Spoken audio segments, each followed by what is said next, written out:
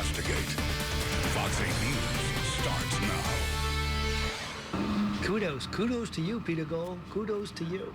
Signs of support and thanks flood the area for a Tulane med student who was shot while helping a woman in distress. Good evening, I'm Kim Holden. And I'm Lee Zurich. Doctors say Peter Gold is improving and upgraded his condition to stable this afternoon. An attacker shot Gold uptown after he stopped to help a complete stranger. As word spreads about his heroic actions, he's inspired others who are coming forward to support him. Ryan Nakan explains. A sign of hope for all to look up to. When something like this comes about, you just can't pass the opportunity to give it recognition. The marquee standing proud outside Mike Delahoussaye's Metairie Cafe spells out his admiration for a Tulane medical student's selfless act. Well, I was putting up the sign. A woman came and took a picture of it right away. And she said, "Oh, thank you for so much for what you're doing." I said, "Please don't thank me. This is all about this guy, Peter Gold." I said, "I've never met him before in my life. I'd be honored to. Never met him before, but this is for him and for his actions." Peter Gold stepped in and stepped up to the call last week as he saw a man trying to abduct a woman uptown, but in the process became a victim himself. The gunman shot Gold in the stomach and left him to die after the gun appears to jam 3 times. Gold survived the attack, and the bravery and courage he displayed that night has become a rallying call for an area torn by violent act after violent act. I think there was something special about the fact that he was a good Samaritan in a city that he knew was dangerous, kind of. I mean, it has a reputation for it, and he still stopped and got out and tried to help anyway. We definitely need more people like him. Yeah, definitely. He's a hero in my eyes. No matter where you are, from Jefferson Parish to Central City or uptown to St. Bernard, the name Peter Gold is recognized and revered. Everybody knows who he is. My niece knows who he is. Everybody. I think every household knows who he is. The support is also viral. Peter Gold has his own hashtag. Hundreds of tweets online express condolences and well wishes. Hopefully we'll get a lot more people and we'll bring a smile to his face. Carol Shoemaker of Chalmette felt so inspired she started a Facebook page. It just breaks my heart that this man is in the hospital, not with family, not with friends on Thanksgiving. So I was hoping to create a Facebook page that he could maybe read on Thanksgiving Day and kind of get cheered up a little bit. Out of every evil, a greater good can come out. I know that. And this evil that was about to happen, a much greater good came from it. A beacon showing the good in all of us and a community's way of showing gratitude in return. Ryan Nakan, Fox 8 News. Again, doctors upgraded Peter Gold's condition to stable. The Tulane medical student's family members say he has progressively improved. They say they're grateful for the outpouring of support, but ask people to respect their privacy as Gold recovers. While Gold is getting praise, prosecutors call the man accused of shooting him a menace to society. A judge ordered Uric Kane to be held without bond for the attempted murder of Gold and for the attempted kidnapping of a woman. Fox 8 News obtained Kane's arrest warrant, which details the events leading up to the shooting. Kane allegedly snatched the purse away from a woman and threw her to the ground. When Gold tried to help the woman, Kane reportedly tried to rob him too, pointing a gun at him and demanding money. I heard a guy yelling, "Hey man, I told you I don't have any money." And it was pretty loud, probably to catch the attention of somebody. And I looked outside my window, and right when I looked outside, I saw him being shot in the stomach. After shooting Gold in the stomach, surveillance video shows the gunman trying to shoot Gold in the head several times, but the weapon jammed. Yesterday, the NOPD, alongside U.S. Marshals, arrested Kane inside of a home on Delachaise Street. This afternoon, a judge set bond at $100,000 for Uric Kane's 17-year-old girlfriend. Victoria Washington faces a charge of being an accessory to armed robbery. U.S. Marshals say Kane was hiding in her house when they picked him up. Go to fox8live.com for updates on Gold's health and details about the shooting. That includes the chilling surveillance video, as well as the arrest warrant that details exactly what investigators think happened. during Friday's shooting. A car crash sends an NOPD officer and another man to the hospital. Police say around 6 p.m., a 5th District sergeant was driving westbound on North Claiborne near Congress Street in his patrol car. That's when a man driving a silver Mazda reportedly blew through a stop sign, and the sergeant crashed into him. The driver of the Mazda was seriously injured. The sergeant is being treated for minor injuries. Police say they're investigating the crash. Dash cam video shows the moment a Chicago police officer pumped bullets into a teen carrying a knife. The officer now faces a first-degree murder charge. Mary Maloney has more. Protesters gather in the streets after police released dashcam video from the night 17-year-old Laquan McDonald died. The video is from October of last year. You could see the officer, Jason Van Dyke, opening fire as McDonald falls to the ground. Van Dyke takes at least one step forward, then the camera's angle changes. The officer in this case took a young man's life, and he's going to have to account for his actions. On the night of the incident, police got a call about a man with a knife trying to break into vehicles. Investigators say McDonald had a 4-inch knife and was acting erratically, slashing an officer's tire. Police say when McDonald, who had PCP in his system, ignored orders to drop the knife, Van Dyke started shooting, hitting McDonald 16 times. Our investigation has determined that Officer Van Dyke was on the scene for less than 30 seconds before he started shooting. In addition to the fact that all evidence indicates that he began shooting approximately 6 seconds after getting out of his vehicle. The autopsy shows some bullets entered his back. Van Dyke's lawyer says his client shot McDonald in self-defense. He firmly believed that he was in fear for his life, and he was concerned about the life of his fellow officers. Now city officials are asking the people of Chicago to remain calm. People have a right to protest. People have a right to free speech, but they do not have a right to commit criminal acts. I'm Mary Maloney reporting. The shooting happened last year. It's the first time in nearly 35 years that an on-duty Chicago police officer has been charged with first-degree murder. Federal agents joined the hunt for the gunman who opened fire at Bunny Friend Park in the 9th Ward, injuring 17 people.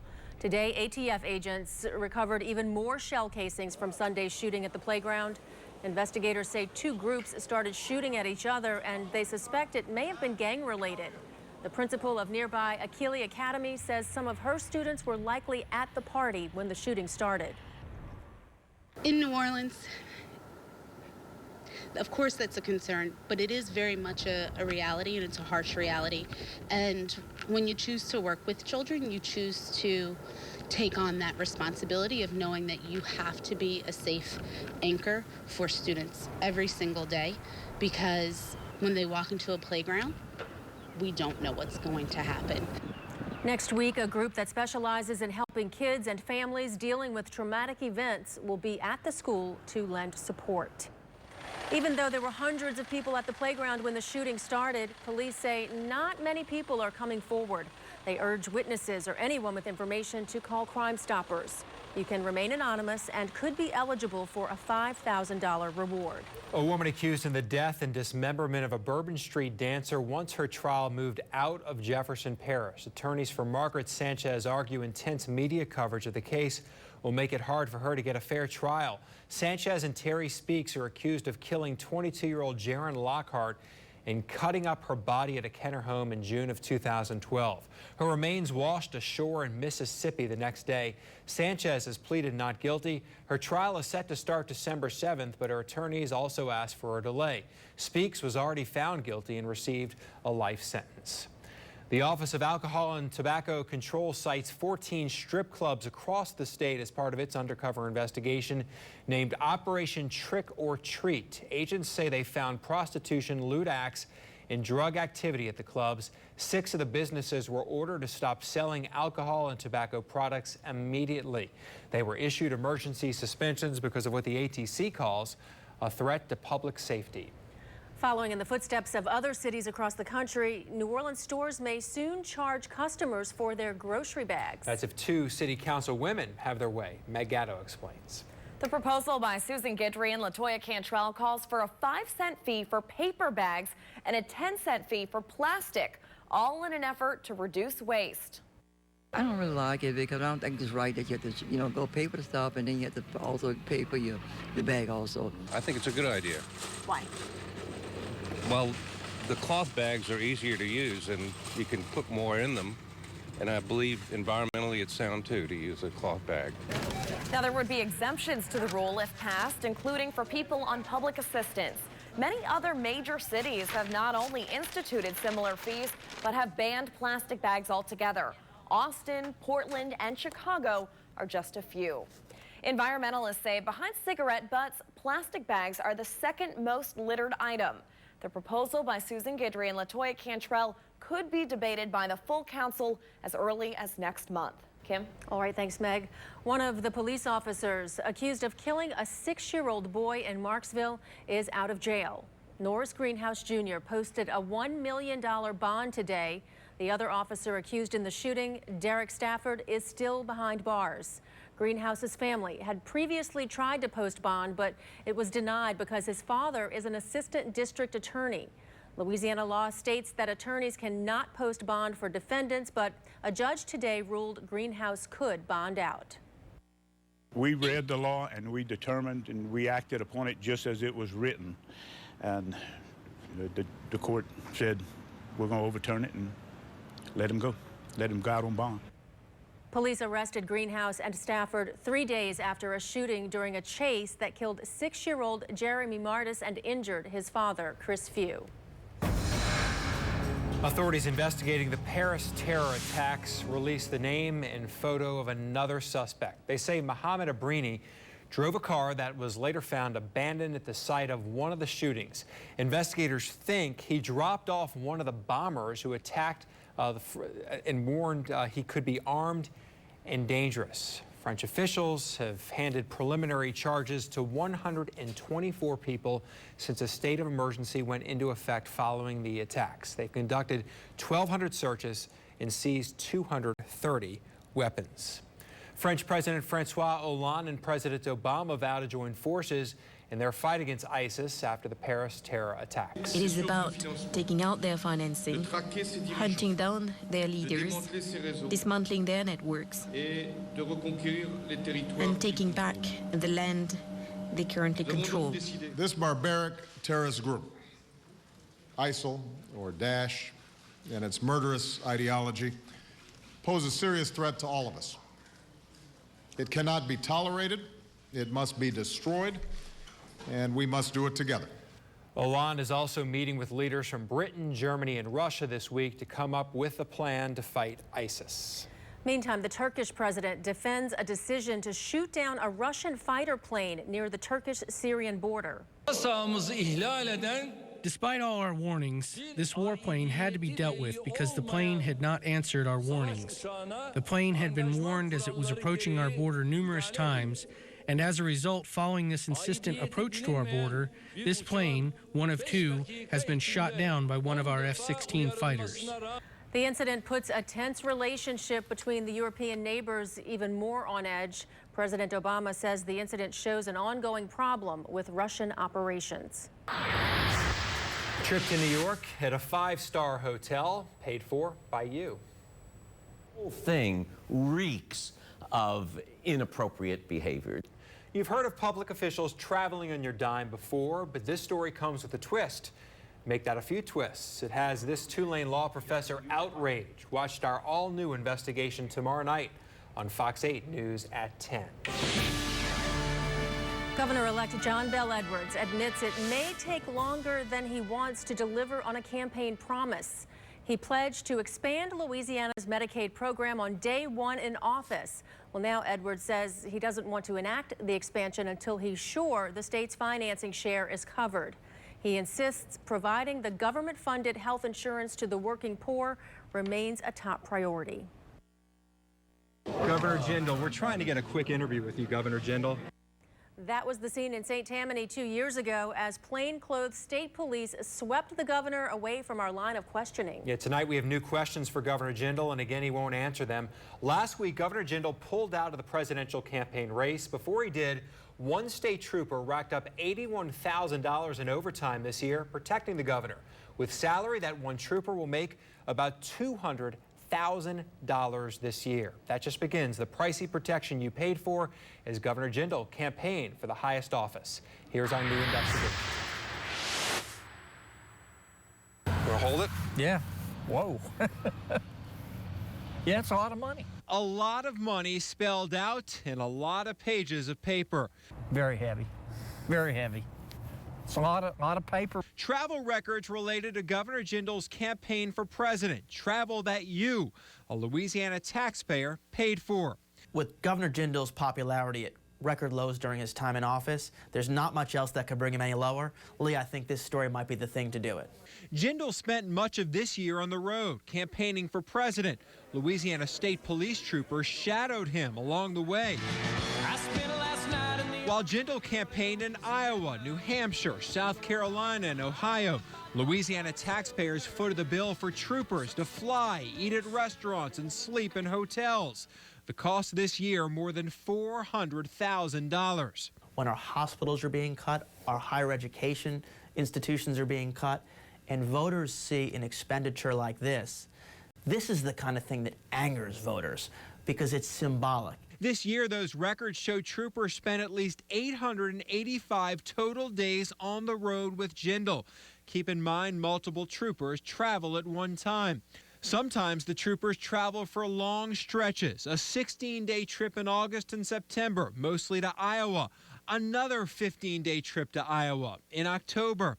When you're running for president, it has nothing to do with Louisiana taxpayers. He ought to pay for it. This August receipt shows a 3-day car rental in Iowa. State police rented it with Louisiana taxpayer money. Troopers drove the car a total of 10 miles. For 6 days in July, taxpayer money rented a full-size sports utility vehicle. The total cost nearly $600. Why should the state of Louisiana be paying for his rental car to campaign for president in another state? The taxpayers of this state should, and that's a campaign expense. That's clearly campaign expense. Jindal's federal campaign records show he didn't rent one car this year. Louisiana taxpayers spent $60,000 this year on out-of-town car rentals, mostly in Iowa and New Hampshire. I think a lot of taxpayers are going to be surprised to know that when an elected official is on a purely political trip, they still foot the bill for executive protection. But there's more. We looked at the campaign reports for 2 other governors running for president. Ohio's John Kasich and New Jersey's Chris Christie have presidential expenditure reports filed from mid-July to mid-September. For that time period, Christie's campaign spent $6,100 on rental cars, Kasich $7,900. Remember, Jindal's campaign didn't pay for any rental cars, but during that same period of time, mid-July to mid-September, Louisiana taxpayers did. While Kasich and Christie paid out of their federal campaign accounts, Jindal used Louisiana taxpayer money, renting dozens of cars, all totaled $8,500. Have you ever gotten a rental car washed? No. Why? Why would you? July 4th in Urbandale, Iowa, a state police credit card was used to pay for an $11 platinum car wash. Why should the taxpayers pay for Governor Jindal to have a clean car so he can campaign in Iowa? They should. Records show a few hours after that car wash, troopers traveled with Jindal from Iowa to New Hampshire. It is time for Republicans in D.C. to fight. August 6th, Governor Jindal debated other Republican presidential hopefuls in Cleveland, Ohio. They said it would repeal Obamacare. Jindal's low poll numbers relegated him to the undercard, the early debate with other presidential long shots. Still, on the public state documents, the purpose of this trip was official state business. Was that considered official state business? Is that what the document says? I don't consider it official state business. It was a presidential debate. Protecting a governor is so complex. At the time of that debate, records show 3 troopers were in Ohio, while on that same day, August 6th, 2 more were in Des Moines, where Jindal apparently went after the debate. So on a day when Jindal debated with Republican presidential candidates in Ohio, Louisiana money was used to pay for travel of 5 different state troopers in 2 different states. I don't think it's fair as a taxpayer for the taxpayers to have to pay for all that security when the governor is out of state on something that is a personal mission for him. At last report, Jindal has about $200,000 left in his presidential campaign account, $600,000 in his state account. Spending on state trooper travel went from $98,000 last year to more than $400,000 this year. When you add in the pay and overtime of the state troopers, Kennedy says the expense over the past few years approaches $3 million. Our records for 2015 include 304 days. State troopers went on the road to protect Jindal, 255 of them, including every day in September and October. It's why this box is so heavy and why the state's treasurer says Jindal needs to lighten the load by putting money back into the state's coffers. The governor needs to reimburse the state. It won't be his personal funds. It's out of his campaign account. I think that would be the right thing to do, and I hope Bobby will consider doing that. I think he'll feel better after he's done it. I think the taxpayers will feel better, and I think it'd be the right thing to do. This year, state police has paid out $577,000 in overtime to troopers providing protection to Jindal. That's nearly 11,000 overtime hours. Some of that overtime could have been incurred for other duties, but one trooper will make close to $200,000, another around $160,000. The total salary, the base salary of the protected team is about $1.2 million. Colonel Mike Edmondson of State Police told us today the governor is the governor, no matter where he goes and what he does, and state law requires him to be protected. And again, Governor Jindal, we asked for an interview with him for the story. They actually never even responded to our request. All right. Okay. Ben Simmons is simply the best, but could he bring LSU basketball fans some joy in the wake of LSU football struggles? Highlights from the Tigers tournament in New York coming up. And we're talking about a warm-up and whether we're going to get any rain. Your Weather 30 forecast just ahead. Now, your Weather Authority forecast from Bob Breck. Well, hi, gang. You know, you often hear me say that timing is everything in weather, and earlier this week there was a snowstorm up north. This covered the Chicago area, northern Illinois. You can even see the rivers. Look at, isn't that remarkable? Now, that caused all kinds of travel issues up north. The snow on the ground clearly visible on satellite pictures. The good news is we have no such storm around tonight anywhere except on the West Coast. Most of the country, no matter where you're traveling with, east of the Rockies, okay tomorrow. The only issue is along the West Coast, and this storm is going to move eastward and really foul up a good deal of the country, but not till Saturday and Sunday, or maybe even late on Friday. Plus, there's a storm in the Pacific that some tropical moisture could feed in, but we'll deal with it one day at a time. We'll get you to where you're going tomorrow. It's getting back on Sunday that could be the issue. Tonight, temperatures are much milder after a high today of 67. The morning low was down to 44, and it's not going to get that cold tonight. Temperatures, in fact, should stay above 50 in most locations on the South Shore, and I'll tell you, these winds are just not slacking. They're still from the east and especially breezy along the coast, and a coastal flood advisory has been put out for tomorrow and Thursday. Tonight, there's no issues over downtown. Skies are clear. And we do have some clouds, though, that'll be arriving shortly.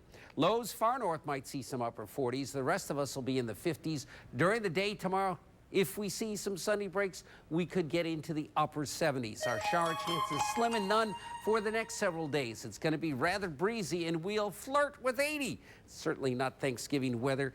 Rain chances increase Sunday into next week. Our good friends over at Delta World Tire have our weather phone forecast at 833-0000. Weather here for Thanksgiving, some say too warm. Not you. No, not me. I like it. All right. Thanks, Bob. You might be used to remaining seated with your seatbelt fastened while on an airplane.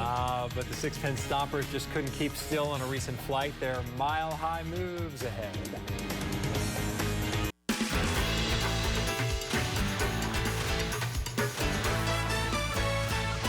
Stake when the Saints come back, well, a playoff spot if they can run the table. If the team will get back to work tomorrow morning, early install for the Houston Texans, as Sean Payton might say. The Saints went into the bye week on a 2-game losing streak. A streak in the opposite direction is what's needed now. Coming off a bye week where we had a loss, which is terrible to go into a bye week from a loss. You have to sit there and think about it for 2 weeks.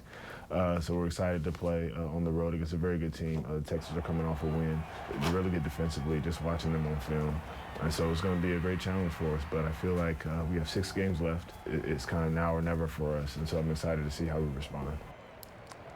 All right, men's basketball for you tonight. NC State eliminated LSU in the NCAA tournament last year. Rematch in the Legends Classic tonight. Johnny Jones and his team getting off to a pretty good start. Ben Simmons finding freshman Brandon Sampson, who finished with 18 points. Simmons played mostly facilitator today.